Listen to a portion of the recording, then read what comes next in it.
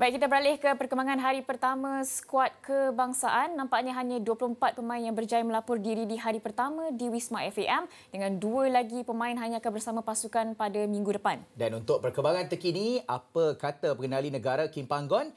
Kita bersama Fadhirul Shuhaimi. Di hari pertama, kem latihan pusat skuad bola sepak kebangsaan yang dalam persiapan menuju ke kempen Piala Asia Qatar pada Januari depan. 2 lagi pemain iaitu Enric Dos Santos dan Dion Kuls akan menyertai pasukan dalam tempoh masa terdekat sekaligus melengkapkan senarai 26 pemain. Dan apa yang lebih penting, bagi Ketua Jurulatih Harimau Malaya Kim Panggon, kesemua barisan pemainnya ketika ini berada dalam keadaan yang cukup baik tanpa sebarang kecederaan serius. Very happy. All option, I get it. Just except these two injury region, Sharul Najim and Ajam from Telangana. These two, they have injury, so we cannot select. And Feroz also, we was tried to invite them, but he has planned to marry. So we congratulations to him. So he spent time to make it a new family. So another all we are here. I think best score so far. I think I'm very happy for the selection. Baik, ini adalah perlawanan untuk Piala Asia 2023 edisi ke-18 daripada 12 Januari sehingga 10 Februari 2024. Di mana Malaysia akan turun untuk bertemu dengan Jordan. Selepas itu, Bahrain akan terima kunjungan Malaysia. Dan aksi terakhir Malaysia dalam aksi kumpulan bertemu dengan Korea Selatan.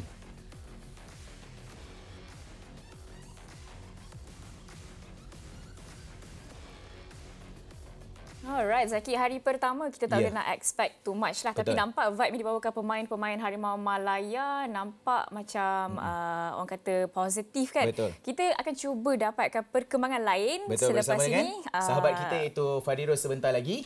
Tapi sebelum tu, Li, kita nak ke mana? Kita nak berehat seketika lah.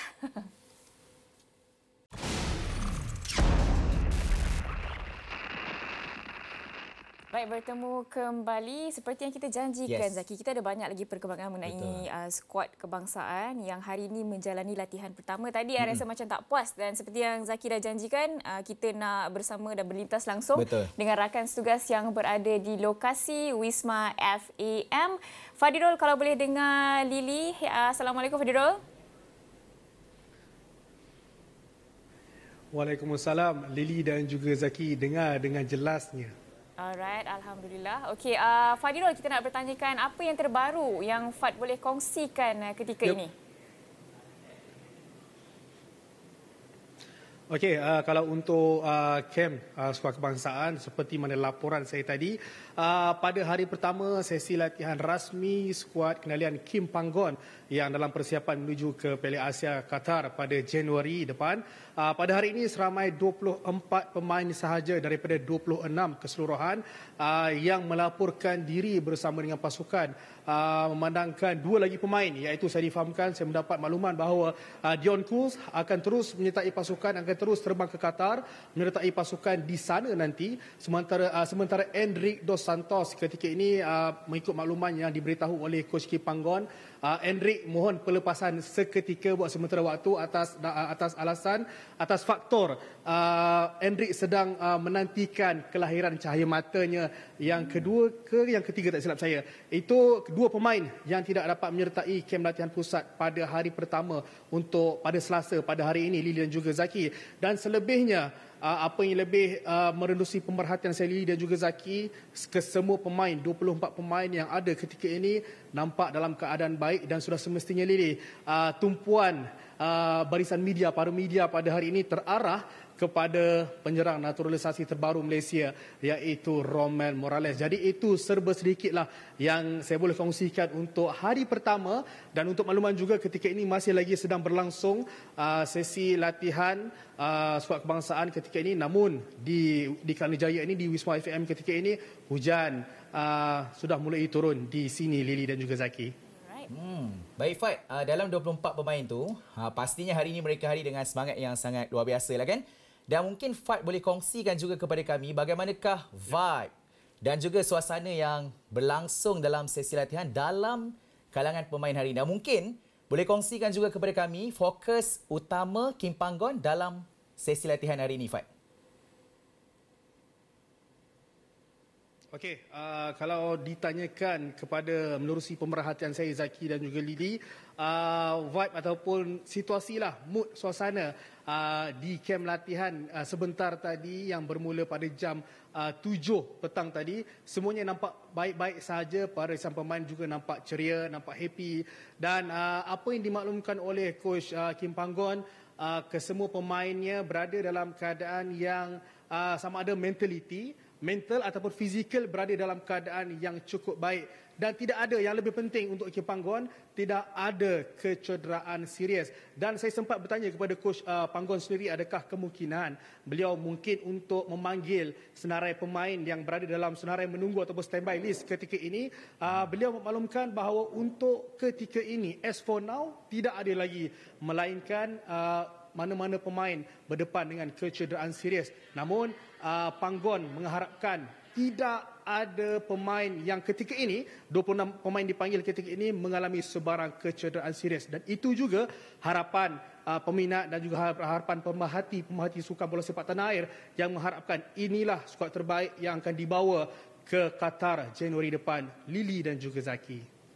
Hopefully semua pemain dapat kekal orang kata tanpa sebarang kecederaan yang mereka perlu alami. Okey, Fad, kita semua tahu tentang penarikan diri skuad Arab Saudi untuk perlawanan persahabatan dengan skuad Harimau Malaya. Mungkin ada perkembangan terbaru ke Malaysia akan bertemu dengan negara mana-mana nanti, Fad? Okey, kalau sebelum ni kita dimaklumkanlah bahawa perlawanan asal bertemu dengan Arab Saudi terpaksa dibatalkan atas permintaan kem Arab Saudi sendiri, pengendali mereka iaitu Roberto Mancini. Namun ketika ini menerusi apa yang dimaklumkan oleh coach Kim Panggon, skuad kebangsaan hanya akan menjalani satu aksi persahabatan bertemu dengan Syria pada 8 Januari depan. Itu sahaja buat masa ini. Namun Kim Panggon dan juga pihak pengurusan FM ketika ini sedang berusaha untuk mencari ganti Arab Saudi. Mereka, Kim Panggon memaklumkan bahawa satu perlawanan Lily dan juga Zaki tidak mencukupi sebenarnya untuk persiapan terakhir skuad Harimau Malaya menjelang Piala Asia Qatar Januari depan. Jadi seandainya tidak ada pasukan yang mahu menerima lamaran daripada FAM untuk aksi persahabatan, saya kira Syria sahajalah mungkin menjadi satu-satunya pasukan tunggal yang akan menjadi ujian terakhir, aksi persahabatan terakhir buat Kim Panggon dan anak buahnya sebelum sepak mula sebenar kempen Piala Asia Qatar pada Januari dan juga Zaki. Dan untuk ketika ini hanya Syria sahaja. Dan suka juga untuk saya kongsikan bahawa Kim Panggon juga ketika ini beliau memaklumkan bahawa kalau ada sekalipun pasukan untuk aksi persahabatan menggantikan Arab Saudi, Malaysia perlu mencari pasukan di sebelah Timur Tengah, di sebelah Arab, untuk memandangkan kesemua pasukan ketika ini yang beraksi di Piala Asia, mereka mempunyai jadual yang cukup padat. Mana kita tahu berbaki hanya beberapa hari sahaja lagi sebelum sepak mula. Okey, hopefully ada pasukan yang boleh menggantikan pasukan tersebut untuk menghadapi perlawanan persahabatan tu, sebab memang penting sebenarnya preparation untuk skuad Harimau Malaya. Fadiro, kita simpan dulu cerita skuad Harimau Malaya. Mungkin Fadiro boleh bawakan lagi dalam edisi seterusnya nanti. Kita nak beralih kepada status terkini Datuk Yunus Alif sebagai pengendali skuad The Corps Fad. Bagaimana, Fad? Okey, ini daripada national team kita beralih kepada transfer rumours lah ni, Lily. Betul, baik. Okey, baik, berbalik kepada soalan Lily tadi, status Datuk Yunus Alif. Menerusi sumber saya, sumber dekat saya lah Lily, difahamkan hampir pasti Datuk Yunus Alif kekal untuk tempoh semusim lagi mengendalikan The Corps untuk saingan musim 2024-2025 pada musim depan. Jadi saya kira itu merupakan perancangan yang cukup baik memandangkan Datuk Yunos Alif berjaya untuk mengambil pasukan di pertengahan musim. Kita tahu pada awalnya Coach Azmi Aziz membawa pasukan PDRM dengan momentum cukup baik. Kemudian hadir Datuk Yunos Alif sebagai ketujuhlatih baru bagi menggantikan Coach Azmi dan seterusnya kita dapat lihat bagaimana gandingan Datuk Yunos Alif dan juga Eddie Gapil, pembantu ketujuhlatih PDRM, berjaya untuk menghadiahkan piala pertama buat PDRM pada tahun ini, iaitu piala MFL Challenge Cup pada tahun ini. Jadi itu antara terbarulah yang saya boleh kongsikan di kamp PDRM. Dan untuk makluman Lily dan juga Zaki dan juga penonton di arena, PDRM ini pada musim hadapan saya difahamkan juga tidak akan berlaku rombakan besar-besaran. Memandangkan bajet mereka juga, kita tahu pasukan PDRM bukanlah pasukan yang berbelanja besar. Dan mereka juga antara pasukan yang tidak mengalami masalah tunggakan gaji. Lily dan juga Zaki. Baik, Fadilul, dan bercerita itu tentang pengenali pasukan PDRM. Dan kita nak tahu juga, ada tak melalui laporan Fadilul sebelum ni ada cerita tentang Bruno Suzuki, dan mungkin ada sikit sebanyak cerita ataupun berita terbaru tentang pemain keluar masuk untuk PDRM kali ini. Boleh kongsikan? Okey, untuk antara yang pemain yang ataupun tonggak yang boleh saya katakan kekal untuk saingan musim depan bersama dengan Sang Saka Biru, antaranya adalah Bruno Suzuki.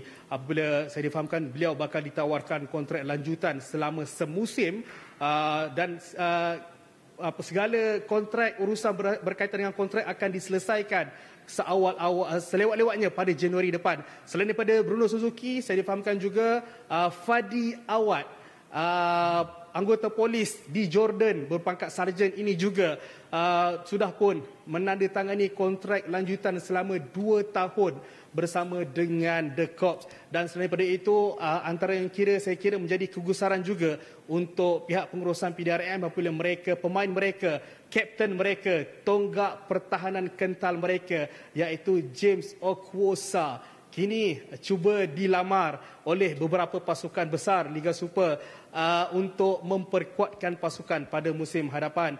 Namun saya kira seandainya mereka kehilangan James, sudah semestinya mereka perlu segera mencari pengganti James. Yang kita tahu, James sebenarnya antara nadi utama, tunjang utama yang membawa PDRM musim ini mencipta beberapa kejutan dalam saingan Liga Super, seterusnya menjulang piala MFL Challenge Cup pada tahun ini. Lily dan juga Zaki. Okey, saya percaya walaupun mungkin tanpa tonggak utama musim ini, PDRM mampu lakukan sesuatu, berikan cabaran yang baik untuk musim depan. Terima kasih Fadilul atas info anda untuk hari ini. Thank you Fadilul.